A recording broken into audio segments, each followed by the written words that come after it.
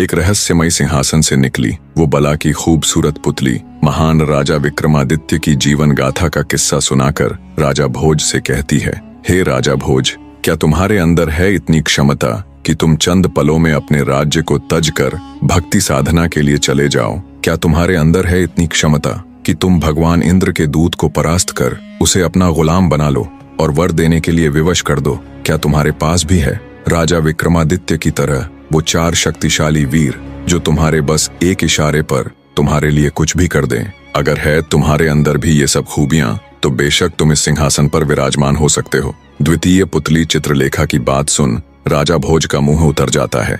विक्रमादित्य के किस्से सुन राजा भोज को खुद पर बड़ी लज्जा महसूस हुई। उन्होंने अपने मन में विचार किया कि वो तो विक्रमादित्य के सामने सच में ही एक तुच्छ मनुष्य है। सच में कितने महान थे विक्रमादित्य, जिन्होंने एक साधु के कहने मात्र से अपना सिंहासन त्याग दिया और राजकाज छोड़कर वर्षों जंगलों में रहकर तप किया।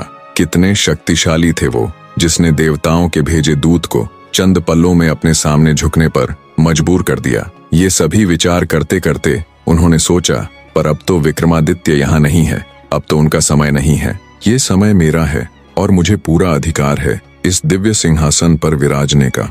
आज का दिन भले ही बीत गया हो, लेकिन मैं कल अवश्य ही इस अलौकिक सिंहासन पर बैठकर रहूंगा। इन्हीं विचारों के साथ राजा भोज दरबार से चला जाता है। सिंहासन से निकली प्रथम पुतली रत्नमंजरी की ही तरह दूसरी पुतली चित्रलेखा ने भी भोज को सिंहासन पर बैठने नहीं दिया। अगले दिन फिर से तय समय पर सभी राजदरबारी राज दरबार में उपस्थित हो गए।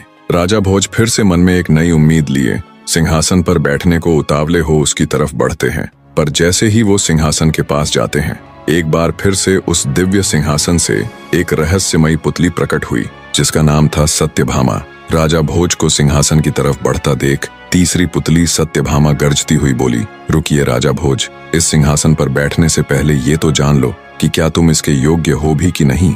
जिस महान व्यक्ति का ये सिंहासन था, क्या तुम भी उसके जितने योग्य हो? पुतली की बात सुन राजा भोज के कदम एक बार फिर जहां के तहां रुक जाते हैं। सिंहासन से निकली तीसरी पुतली सत्यभामा अन्य पुतलियों की ही तरह राजा भोज को वीर विक्रमादित्य का किस्सा सुनाना प्रारंभ करती है। तो सुनो राजन।